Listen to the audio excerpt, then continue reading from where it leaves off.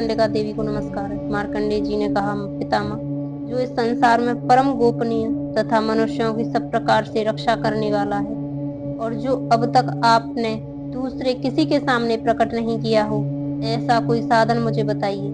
ब्रह्मा जी बोले, ब्राह्मण, ऐसा साधन तो एक देवी का कवच ही है, जो गोपनीय से भी परम गोपनीय, पवित्र तथा संपूर्ण प्राणियों का उपकार करने वाला है। महामुने, उसे श्रवण करो।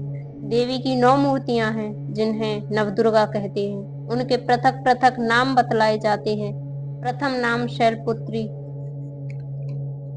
है, दूसरी मूर्ति का नाम ब्रह्मचारिणी है, तीसरी स्वरूप चंद्रघंटा के नाम से प्रसिद्ध है, चौथी मूर्ति को कुष्मांडा कहते हैं, पांचवी दुर्गा का नाम स्कंद माता है, देवी के छठे रूप को कात्यायनी कहते हैं, सातवां कालरात्रि और आठवां स्वरूप महागौरी के नाम से प्रसिद्ध है, नवी दुर्गा के नाम सिद्धदात्री है। ये सब नाम सर्वज्ञ महात्मा वेद भगवान के ही द्वारा प्रतिपादित हुए हैं। जो मनुष्य अग्नि में जल रहा हो, रणभूमि में शत्रुओं से घिर गया हो, विषम संकट में फंस गया हो तथा इस प्रकार भय से आतुर होकर जो भगवती दुर्गा की शरण में प्राप्त हुए हों, उनका कभी कोई अमंगल नहीं होता। युद्ध के समय संकट में पड़ने पर भी उनके ऊपर कोई विपत्ति नहीं दिखाई देती।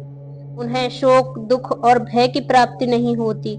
जिन्होंने भक्ति पूर्वक देवी का स्मरण किया है, उनका निश्चय ही अभ्युदय होता है। देवेश्वरी, जो तुम्हारा चिंतन करते हैं, उनकी तुम निस्संदेह रक्षा करती हो। चामुंडा देवी की तेज प्रेत पर आरूढ़ होती हैं, वाराही भैंसे पर सवारी करती हैं, इंद्री का वाहन ऐरावत हाथी है, वैष्णवी देवी गरुड़ पर ही आसन जमाती हैं, महेश्वरी वृषभ पर आरूढ़ होती हैं, कौमारी का वाहन मयूर है, भगवान विष्णु की प्रियतमा लक्ष्मी कमल के आसन पर विराजमान है और हाथों में कमल धारण किए हुए हैं। वृषभ पर आरूढ़ ईश्वरी देवी ने श्वेत रूप धारण कर रखा है।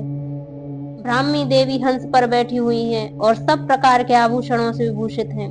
इस प्रकार ये सभी माताएं सब प्रकार की योग शक्तियों से संपन्न हैं।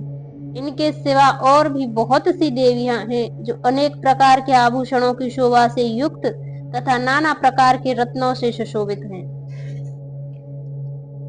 ये संपूर्ण देवियां क्रोध में भरी हुई हैं और भक्तों की रक्षा के लिए रथ पर बैठी दिखाई देती हैं। ये शंख, चक्र, गदा, शक्ति, हल और मूसल, खेत, टक और तोमर, परशु तथा पाश, कुंत और त्रिशूल एवं शांग, धनुष आदि अस्त्र शस्त्र अपने हाथों में धारण करती हैं। दैत्यों के शरीर का नाश करना, भक्तों को अभयदान और देना और देवताओं का कल्याण करना, यही उनके शस्त्र धारण करने का उद्देश्य है।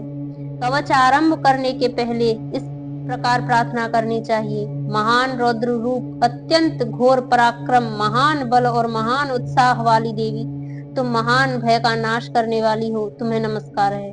तुम्हारी ओर देखना भी कठिन है। शत्रुओं का भय बढ़ाने वाली जगदम्बिके मेरी रक्षा करे। पूर्व दिशा में इंद्र शक्ति मेरी रक्षा करे। अग्निकोण में अग्नि शक्ति, दक्षिण दिशा में वाराही और निर्यत्य कोण में खड़ग धारिणी मेरी रक्षा करे। पश्चिम दिशा में वारुणी और वायव्य कोण में मृग पर सवारी करने वाली देवी मेरी रक्षा करे। उत्तर दिशा में कौमारी और ईशान कोण में शूरधारिणी देवी मेरी रक्षा करे। ब्रह्माणी, तुम ऊपर की ओर से मेरी रक्षा करो और वैष्णवी देवी नीचे की ओर से मेरी रक्षा करे।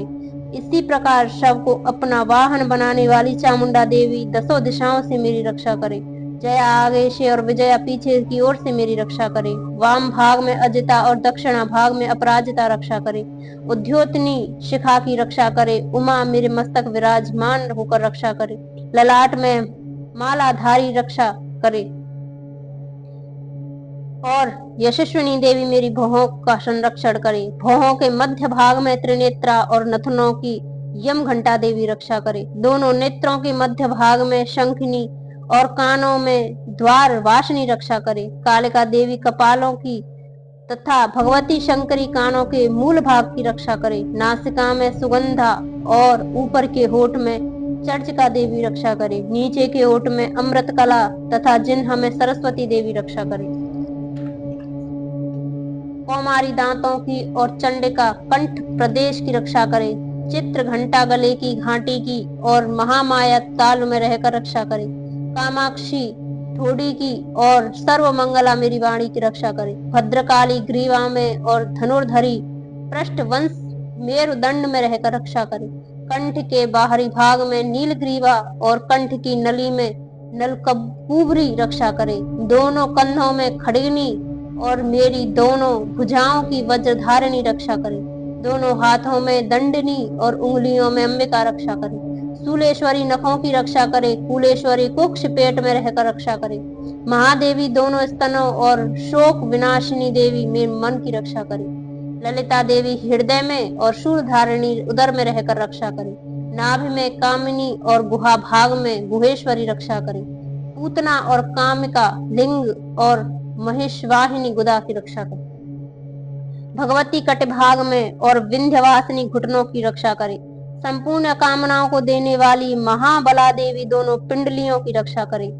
नारसिंही दोनों घुटनियों की और तेजस देवी दोनों चरणों के पृष्ठभाग की रक्षा करे।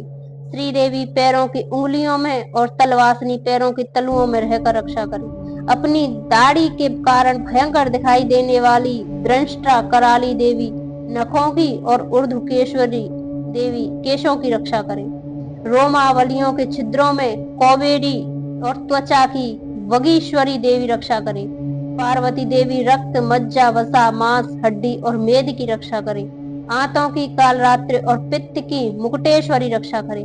मूलाधार आदि कमल केशों में पद्मवती देवी और कफ में चूड़ामणि देवी स्थित होकर रक्षा करे। नख के तेज की ज्वालामुखी रक्षा करे। जिसका किसी भी अस्त्र से भेदन नहीं हो सकता, वह अभेद्या देवी शरीर के समस्त संधियों में रहकर रक्षा करे।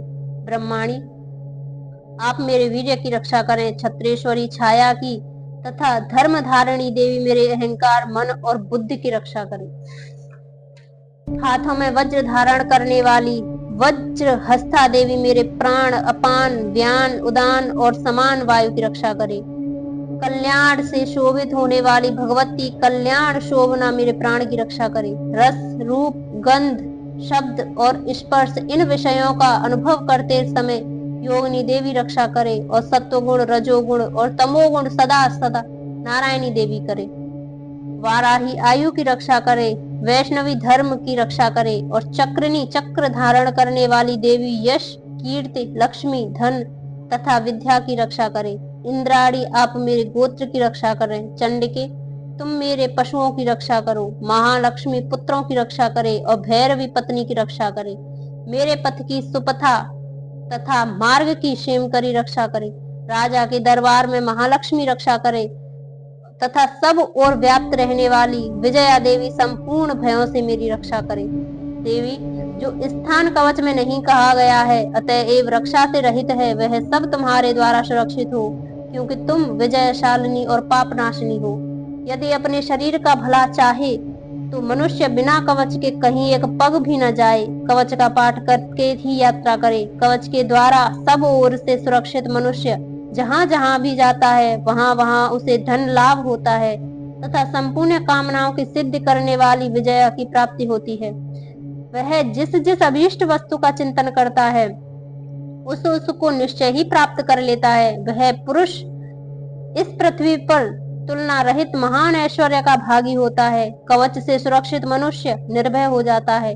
युद्ध में उसकी पराजय नहीं होती तथा वह तीनों लोकों में पूजनीय होता है। देवी का यह कवच देवताओं के लिए भी दुर्लभ है। जो प्रतिदिन नियम पूर्वक तीनों संध्याओं के समय श्रद्धा के साथ इसका पाठ करता है उसे देवी कला प्राप्त होती है।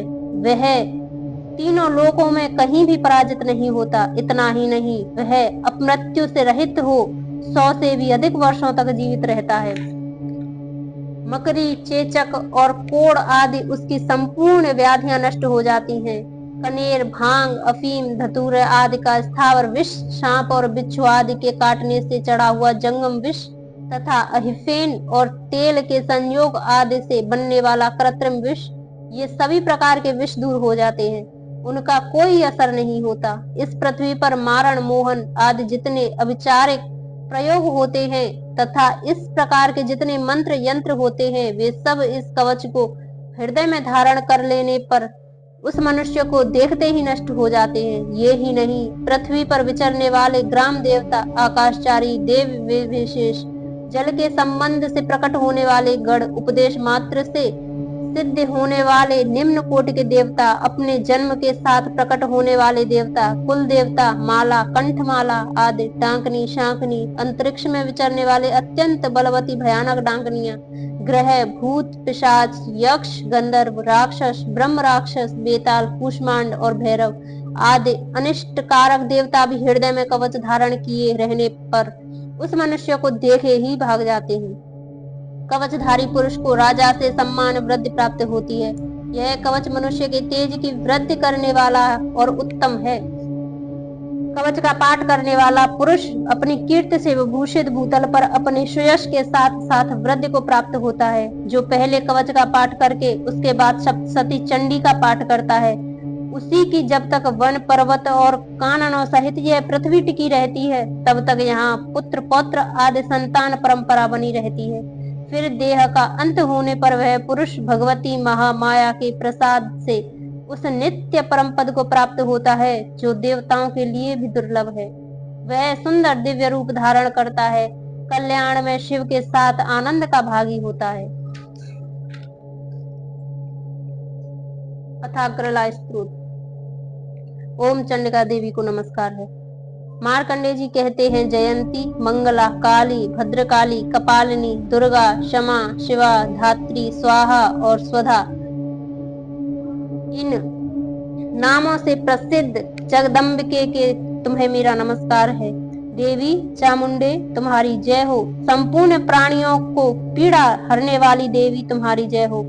सब में व्याप्त रहने वाली तुम्हारी जय हो। कालरात्रि तुम्हें नमस्कार हो। मधु और कैटव को मारने वाली तथा ब्रह्मा जी को वरदान देने वाली देवी तुम्हें नमस्कार है। तुम मुझे रूप आत्म स्वरूप का ज्ञान दो। जय, मोह पर विजय दो, यश दो, मोह विजय तथा ज्ञान प्राप्त रूप यश दो और काम क्रोध आदि शत्रुओं का नाश करो। महिषासुर का नाश करने वाली तथा भक्तों को सुख देने वाली देवी तुम्हारी नमस्कार हो। तुम रूप दो, जय दो, यश दो और काम क्रोध आदि शत्रुओं का नाश करो। रक्त बीज का वध और चंड मुंड का विनाश करने वाली देवी तुम रूप दो, जय दो, यश दो और काम क्रोध आदि शत्रुओं का नाश करो। शंभु और निशुम्र तथा धूम्र लोचन का मर्दन करने वाली देवी तुम रूप दो, जय दो, यश दो और काम क्रोध आदि शत्रुओं का नाश करो। सबके द्वारा वंदित युगल चरणों वाली तथा संपूर्ण सौभाग्य प्रदान करने वाली देवी तुम रूप दो, जय दो, यश दो और काम क्रोध आदि शत्रुओं का नाश करो। देवी तुम्हारे रूप और चरित्र अचिंत्य है। तुम समस्त शत्रुओं का नाश करने वाली हो। रूप दो, जय दो, यश दो और काम क्रोध आदि शत्रुओं का नाश करो। पापों को दूर करने वाली चंडिके, जो भक्ति पूर्वक तुम्हारे चरणों में सर्वदा मस्तक झुकाते हैं, उन्हें रूप दो, जय दो, यश दो और उनके काम क्रोध आदि शत्रुओं का नाश करो। रोगों का नाश करने वाली चंडिके, जो भक्ति पूर्वक तुम्हारी स्तुति करते हैं, उन्हें रूप दो, जय दो, यश दो और उनके काम क्रोध आदि शत्रुओं का नाश करो। चंडिके, इस संसार में जो भक्ति पूर्वक तुम्हारी पूजा करते हैं, उन्हें रूप दो, जय दो, यश दो और उनके काम क्रोध आदि शत्रुओं का नाश करो। मुझे सौभाग्य और आरोग्य दो, परम सुख दो। रूप दो, जय दो, यश दो और मेरे काम क्रोध आदि शत्रुओं का नाश करो। जो मुझसे द्वेष रखते हो उनका नाश और मेरे बल की वृद्धि करो। रूप दो, जय दो, यश दो और काम क्रोध आदि शत्रुओं का नाश करो। देवी, मेरा कल्याण करो, मुझे उत्तम संपत्ति प्रदान करो। रूप दो, जय दो, यश दो और काम क्रोध आदि शत्रुओं का नाश करो। अम्बिके, देवता और असुर दोनों ही अपने माथे के मुकुट की मड़ियों के तुम्हारी चरणों पर घिसते रहते हैं। तुम रूप दो, जय दो, यश दो और काम क्रोध आदि शत्रुओं का नाश करो। तुम अपने भक्त जन को विद्वान, यशस्वी और लक्ष्मीवान बनाओ और रूप दो, जय दो, यश दो और उसके काम क्रोध आदि शत्रुओं का नाश करो। प्रचंड दैत्यों के दर्प का दलन करने वाली चंडिके, मुझ शरणागत को रूप दो, जय दो, यश दो और काम क्रोध आदि शत्रुओं का नाश करो। चतुर्मुख ब्रह्मा जी के द्वारा प्रशंसित चार भुजाधारिणी परमेश्वरी, तुम रूप दो, जय दो, यश दो और काम क्रोध आदि शत्रुओं का नाश करो। देवी अम्बिके, भगवान विष्णु नित्य निरंतर भक्ति पूर्वक तुम्हारी स्तुति करते हैं। तुम रूप दो, जय दो, यश दो और काम क्रोध आदि शत्रुओं का नाश करो। हिमालय कन्या पार्वती के पति महादेव जी के द्वारा प्रशंसित होने वाली परमेश्वरी, तुम रूप दो, जय दो, यश दो और काम क्रोध आदि शत्रुओं का नाश करो। शचीपति इंद्र के द्वारा सबधाव से पूजित होने वाली परमेश्वरी, तुम रूप दो, जय दो, यश दो और काम क्रोध आदि शत्रुओं का नाश करो। प्रचंड भुजदंडों वाले दैत्यों का घमंड चूर करने वाली देवी, तुम रूप दो, जय दो, यश दो और काम क्रोध आदि शत्रुओं का नाश करो। देवी अंबिके, तुम अपने भक्तों को सदा असीम आनंद प्रदान करती रहती हो, मुझे रूप दो, जय दो, यश दो और काम क्रोध आदि शत्रुओं का नाश करो। मन की इच्छा के अनुसार चलने वाली मनोहर पत्नी प्रदान करो, जो दुर्गम संसार सागर में तरने वाली तथा उत्तम कुल में उत्पन्न हुई हो। जो मनुष्य इस स्तोत्र का पाठ करके सप्तशती महास्त्रोत का पाठ करता है, वह सप्तशती की जप संख्या से मिलने वाले श्रेष्ठ फल के प्राप्त होता है, साथ ही वह प्रचुर संपत्ति भी प्राप्त कर लेता है। कीलम स्तोत्र। ओम चंडिका देवी को नमस्कार है। मार्कंडे जी कहते हैं, विशुद्ध ज्ञान ही जिनका शरीर है, तीनों वेद ही जिनके तीन दिव्य नेत्र हैं, जो कल्याण प्राप्ति हेतु हैं तथा उनके मस्तक पर अर्धचंद्र का मुकुट धारण करते हैं, उन भगवान शिव को नमस्कार है। मंत्रों का जो अवकीलन करते हैं, अर्थात मंत्रों की सिद्धि में विघ्न उपस्थित करने वाले शाप रूपी कीलक का जो निवारण करने वाला है, उस सप्तशती स्त्रोत को संपूर्ण रूप से जानना चाहिए और जानकर उसकी उपासना करनी चाहिए। यद्यपि सप्तशती के अतिरिक्त अन्य मंत्रों के जप में भी जो निरंतर लगा रहता है, वह भी कल्याण का भागी होता है। उसके भी उच्चाटन आदि कर्म सिद्ध होते हैं तथा उसे भी समस्त दुर्लभ वस्तुओं की प्राप्ति हो जाती है। यद्यपि तथापि जो अन्य मंत्रों का जप न करके केवल इस सप्तशती नामक स्तोत्र से ही देवी की स्तुति करते हैं, उन्हें स्तुति मात्र से ही सच्चिदानंदन स्वरूपिणी देवी सिद्ध हो जाती है। उन्हें अपने कार्य की सिद्धि के लिए मंत्र, औषधि तथा अन्य किसी साधन के उपयोग की आवश्यकता नहीं रहती। बिना जप के ही उनके उच्चाटन आदि समस्त विचारिक कर्म सिद्ध हो जाते हैं। इतना ही नहीं, उनकी संपूर्ण अभीष्ट वस्तुएं भी सिद्ध हो जाती हैं। लोगों के मन में यह शंका थी कि जब केवल सप्तशती की उपासना से ही अथवा सप्तशती को छोड़कर अन्य मंत्रों की उपासना से भी समान रूप सब कार्य सिद्ध होते हैं, तब इनमें श्रेष्ठ कौन सा है साधन है। लोगों की इस शंका को सामने रखकर भगवान शंकर ने अपने पास आए हुए जिज्ञासाओं से समझाया कि यह सप्तशती नामक संपूर्ण स्तोत्र ही सर्वश्रेष्ठ एवं कल्याणमय है। तदंतर भगवती चंडिका के सप्तशती नामक स्तोत्र को महादेव जी ने गुप्त कर दिया। सप्तशती के पाठ से जो पुण्य प्राप्त होता है, उसकी कभी समाप्ति नहीं होती, किंतु अन्य मंत्रों के जपजन्य पुण्य की समाप्ति हो जाती है। अतः भगवान शिव ने अन्य मंत्रों की अपेक्षा जो सप्तशती की ही श्रेष्ठता का वर्णन निर्णय किया, उसे यथार्थ ही जानना चाहिए। अन्य मंत्रों का जप करने वाला पुरुष भी यदि सप्तशती के स्तोत्र और जप का अनुष्ठान कर ले, तो वह भी पूर्ण रूप से कल्याण का भागी होता है, इसमें तनिक भी संदेह नहीं है। जो साधक कृष्ण पक्ष की चतुर्दशी अथवा अष्टमी को एकाग्रचित होकर भगवती सेवा में अपना सर्वस्व समर्पित कर देता है और फिर उससे प्रसाद रूप से ग्रहण करता है, उस पर भगवती प्रसन्न होती हैं, अन्यथा उसकी प्रसन्नता नहीं प्राप्त होती। इस प्रकार सिद्धि के प्रतिबंधन रूप कील के द्वारा महादेव जी ने इस स्तोत्र को कीलत कर रखा है। जो पूर्वोक्त रीति से निष्कीलन करके इस सप्तशती स्तोत्र का प्रतिदिन स्पष्ट उच्चारण पाठ करता है, वह मनुष्य सिद्ध हो जाता है, वही देवी का पार्षद होता है और वही गंधर्व भी होता है। सर्वत्र विचरते रहने पर भी इस संसार में उसे कहीं भी भय नहीं होता, वह मृत्यु के वश में नहीं पड़ता तथा देह त्यागने के अनंतर मोक्ष प्राप्त कर लेता है। अतः कीलन को जानकर उसका परिहार करते ही सप्तशती का पाठ आरंभ करें। जो ऐसा नहीं करता उसका नाश हो जाता है। इसलिए कीलक और निष्कीलन का ज्ञान प्राप्त करने पर ही यह स्तोत्र निर्दोष होता है और विद्वान पुरुष इस निर्दोष स्तोत्र का ही पाठ आरंभ करते हैं। स्त्रियों में जो कुछ भी सौभाग्य आदि दृष्टिगोचर होता है, वह सब देवी के प्रसाद का ही फल है। अतः इस कल्याण में स्तोत्र का सदा जप करना चाहिए। इस स्तोत्र का मंद स्वर से पाठ करने पर स्वल्प फल की प्राप्ति होती है।